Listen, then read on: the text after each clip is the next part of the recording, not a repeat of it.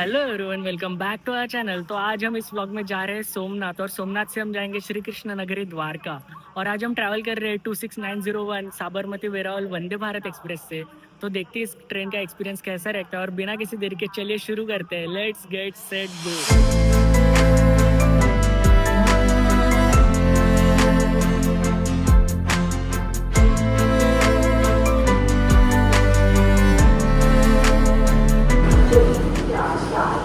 वंदे भारत से travel बहुत KIA है, लेकिन ब्लॉग आज बना रहा हूँ। इंटीरियर काफ़ी अच्छा है, ऑटोमेटिक डोर्स है, तो सीट काफ़ी बढ़िया मिल गया है। ट्रे टेबल है यहाँ पे स्विच है।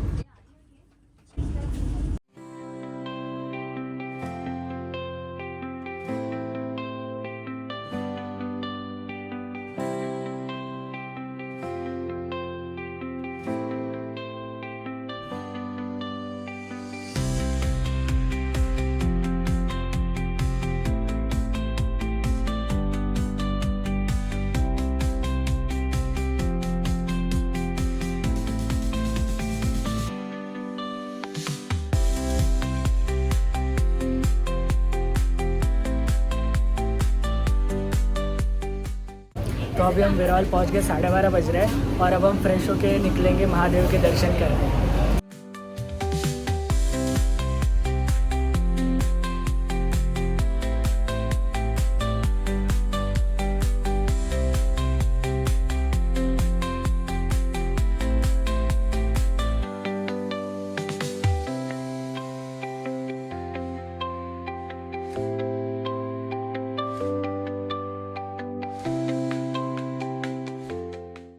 तर आता आपण आलेलो आहोत सोमनाथ महादेव, आणि इकडे मंदिराचं टायमिंग आहे सकाळी 6 वाजतापासून रात्री 10 वाजेपर्यंत।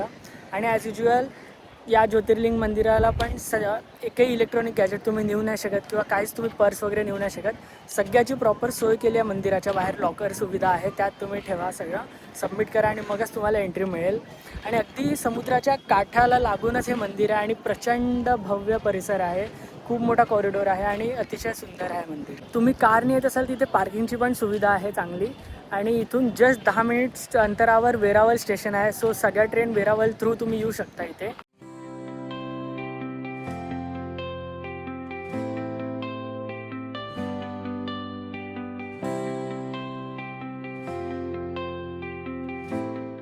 आज विकेंड असून पण दर्शन आमचं अगदी लवकर झालं, जवळपास अर्ध्या तासात झालं दर्शन। आणि आता आपण हा परिसर थोडा फिरूया, इकडे बीच आहे लागून, तो बघूया आणि जाऊया आपल्या नेक्स्ट लोकेशनला।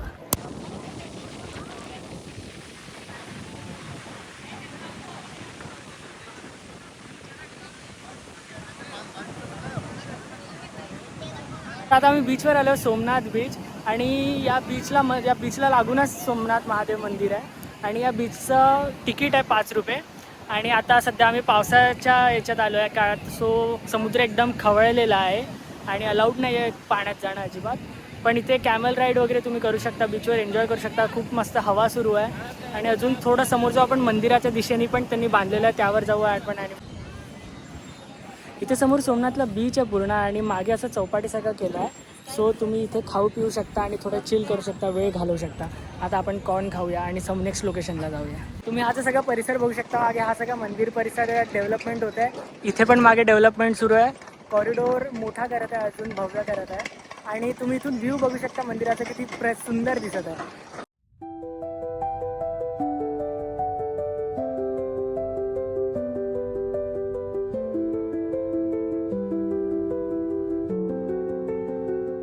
सोमनाथ मंदिरात दर संध्याकाळी 8 वाजता लाईट अँड साऊंड शो असतो, पूर्ण मंदिराच्या परिसरात ते दाखवतात। बसण्याची एकदम सुंदर व्यवस्था पण केली आहे, पण सध्या पावसाळ्याच्या काळात तो बंद असतो।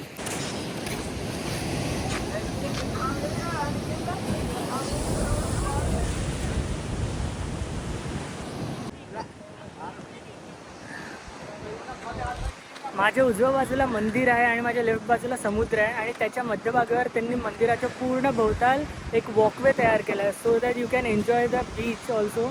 आणि आत्ता समुद्र तुम्ही बघू शकता, खूप खवळलेला आहे, हा पावसाळा सुरू आहे, आणि वातावरण तरी खूप मस्त आहे।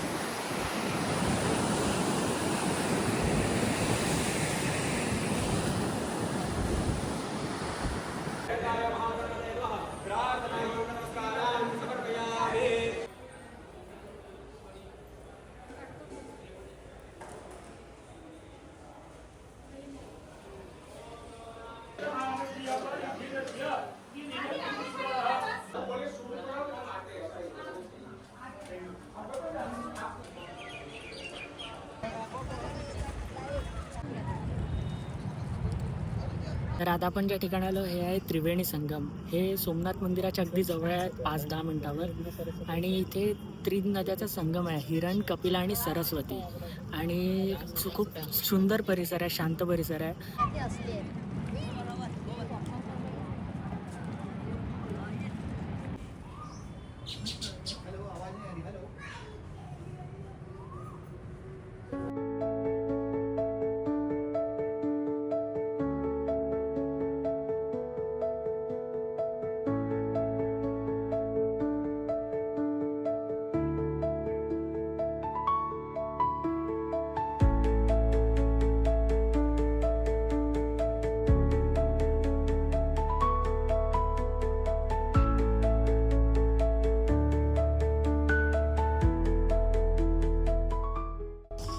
तो अभी हम जिस जगह है वो है श्री कृष्ण भालका तीर्थ मंदिर. ये मंदिर सोमनाथ ज्योतिर्लिंग के नज़दीक ही है. और इस मंदिर का इतिहास बहुत अनोखा है. मतलब ऐसा कहा जाता है कि महाभारत के युद्ध के बाद यादव के आपसी झगड़ों से परेशान होकर भगवान श्री कृष्ण यहाँ आए थे विश्राम करने. और वो एक पीपल के झाड़ के नीचे बैठे थे, अपना बायां पैर अपने दाहिने पैर पे रखकर. और तभी एक जरा नामक शिकारी ने हिरण समझ के तीर चलाया और वो तीर जाके श्री कृष्ण के बाएं पैर पर लगा. और जब वो शिकारी देखने गया कि उसने क्या किया है तो उसको रियलाइज हुआ और वो क्षमा मांगने लगा. लेकिन भगवान श्री कृष्ण ने उसको आश्वासन दिया जरा शिकारी को कि ये जो भी कुछ हुआ है वो मेरे सहमति से हुआ है, मेरी इच्छा से हुआ है. और उसने उसको क्षमा कर दिया शिकारी को. और वो हिरण्य नदी के तट पर जाके भगवान श्री कृष्ण ने अपना देह त्याग दिया. और फिर वो पंचतत्व में लीन हो गए. और वो पंचतत्व में लीन होने के बाद उनके हृदय और जगन्नाथपुरी की कहानी आपको पता ही होगी. और ऐसा कहा जाता है कि जिस दिन ये हुआ तब से द्वापर युग का समापन होकर कलयुग की शुरुआत हुई.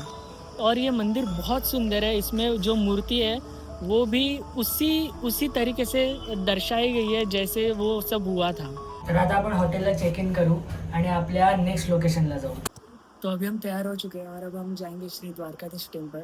इस टेम्पल का टाइमिंग है सुबह 6:30 से दोपहर 1 बजे तक और शाम को 5 बजे से रात को 9:30 बजे तक. और ये टेम्पल 4 धाम में से एक टेम्पल है. तो चलिए देखते हैं.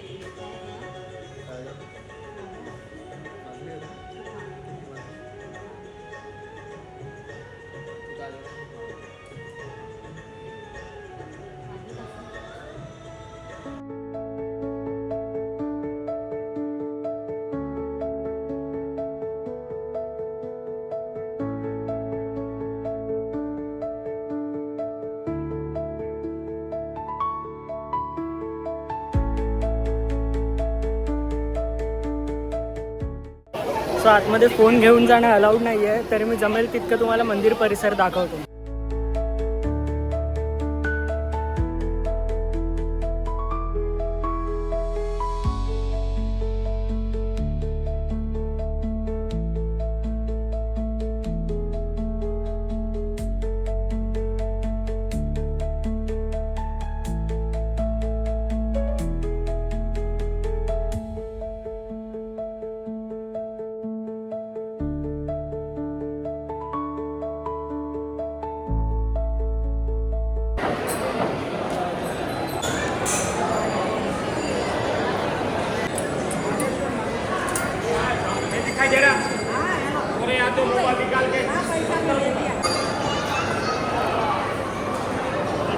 तर टोटल 12 पवित्र ज्योतिर्लिंगापैकी 2 ज्योतिर्लिंग हे गुजरातमध्ये आणि आज आपण आलो त्यातल्या दुसऱ्या ज्योतिर्लिंगला नागेश्वर ज्योतिर्लिंग. जे तुम्ही ब्लॉगमध्ये स्टार्टिंगला बघितलं ते होतं सोमनाथ ज्योतिर्लिंग. ते 12 ज्योतिर्लिंगांपैकी पहिलं ज्योतिर्लिंग येतं आणि हे नागेश्वर ज्योतिर्लिंग हे 10व्या नंबरचं येतं. इथे या ज्योतिर्लिंगाला तुम्ही इलेक्ट्रॉनिक गॅजेट्स नेऊ शकता, फोन नेऊ शकता, बेसिकली तुम्ही सगळंच नेऊ शकता. काही इथे बंधन नाही, इथे रिस्ट्रिक्शन नाही आहेत. बनारसच्या ब्लॉगमध्ये काशी विश्वनाथ ज्योतिर्लिंगबद्दल बघितलं असेल, तिथे काहीच अलाउड नव्हतं. तुम्हाला फोन ना कॅरी बॅग सगळं लॉकरमध्ये ठेवायला लागत होतं. नागेश्वर ज्योतिर्लिंगला असं काहीच नाही. सोमनाथ ज्योतिर्लिंगला आहे तसं लॉकरमध्ये तुम्हाला ठेवावं लागतं. मंदिर पण खूप सुंदर आहे आणि इकडे येणं हे द्वारकेपासून 17 किलोमीटर दूर येतं ज्योतिर्लिंग नागेश्वर. आणि इथे येण्यासाठी तुम्हाला खूप सारे ऑटोज अवेलेबल आहेत, खूप सारे कार्स अवेलेबल आहेत, तुम्ही कोणतेही हायर करून येऊ शकता. आता आपण जाऊया आपल्या पुढल्या ठिकाणी बेट द्वारका, जिथे भगवान श्रीकृष्णाचं निवासस्थान महाल होतं. आणि आता बघू आपण एक्सप्लोअर करू. हर हर महादेव.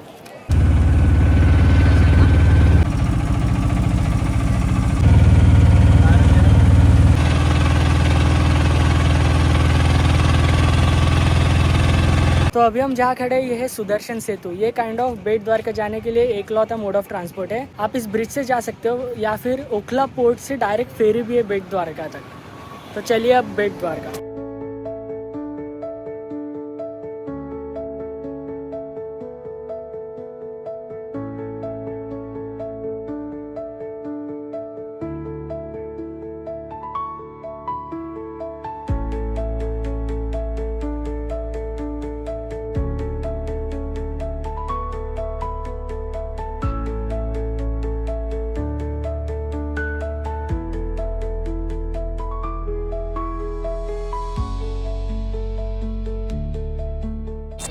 तो अभी हम आए बेट द्वारका.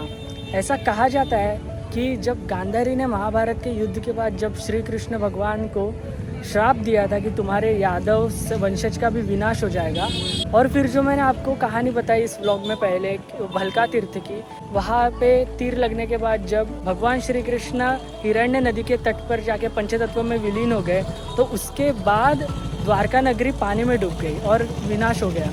और जो ये बचा कुचा भाग है द्वारका नगरी का डूबे हुए, वो है बेट द्वारका. ऐसा कहा जाता है कि मुख्य द्वारकाधीश मंदिर यहाँ पर है बेट द्वारका पर, और ये मंदिर सुबह 9 से 1 तक और दोपहर को 3 से 6 तक खुला रहता है.